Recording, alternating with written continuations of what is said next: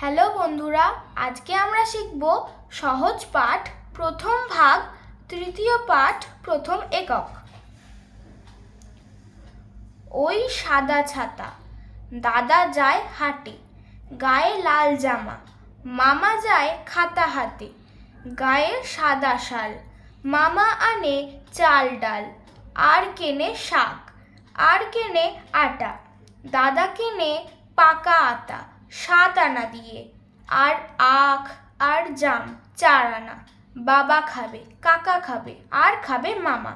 তারপরে কাজ আছে, বাবা কাজে যাবে। দাদা হাটে যায় টাকা হাতে, 4 টাকা।